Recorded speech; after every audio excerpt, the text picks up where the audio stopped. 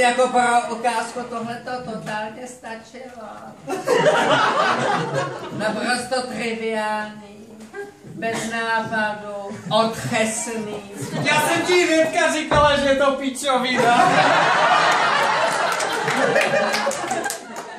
Já bych to sama lépe neřekla, ale nebylo to kdyby tam bylo R, tak bych ti to řekla taky.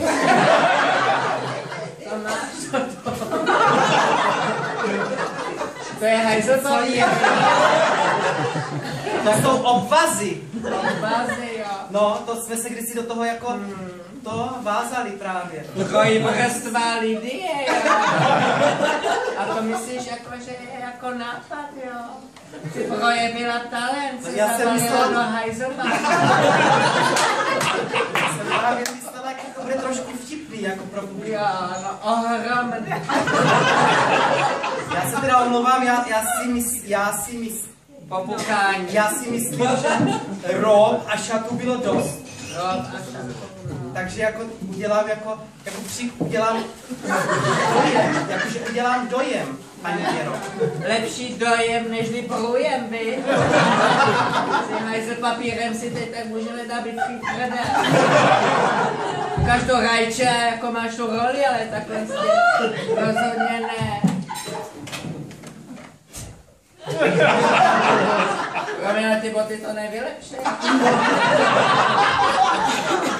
Ale já mám svoje boty, já jsem to právě chtěla trošku doladit obuví. Právě, jakože...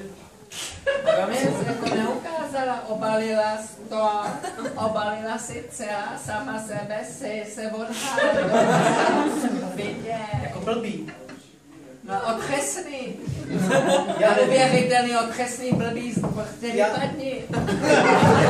Já nevím, co jste zvyklá točit, vy podívejte se, paní Chytilová, ale já jsem zvyklá vystupovat na jiných scénách. A nejsem zvědavá na to, abyste vylezla odkud si z prdele. Co kritizovala. Podívejte, já tady vystupuji 3 roky. Jo, doteď se mi nestalo, že by se mě někdo nezasmál. No já prostě jsem...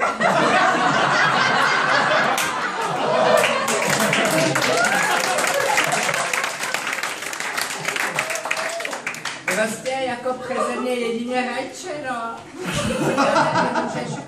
Toaletní papír, vložky nezaberou. Dneska nezabírání ve reklamě. Jo, tak jo, tak asi na tom něco bude. Nazdar. Další. Pardon.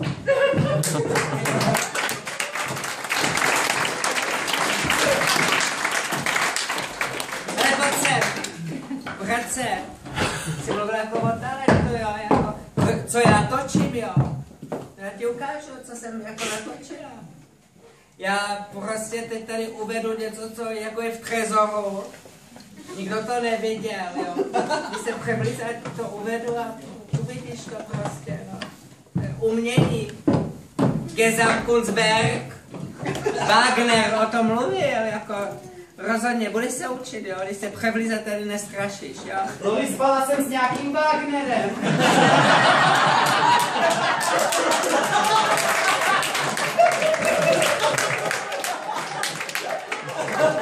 No, kdyby si s ním spala, tak natočila to, co natočila moje dávná přítelkyně Leni Riefenstahlová.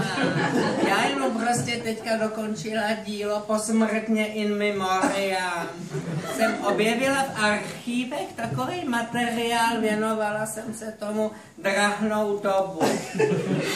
Já jí to přeložím, dlouhou dobu, prostě jsem na tom pracovala, teď jsem to teprve dokončila, vy to teď tady na místě uvidíte, je to dokument ze soukromí, nazvala jsem to Poslední krásné chvilky Ády a Evy v bunkru.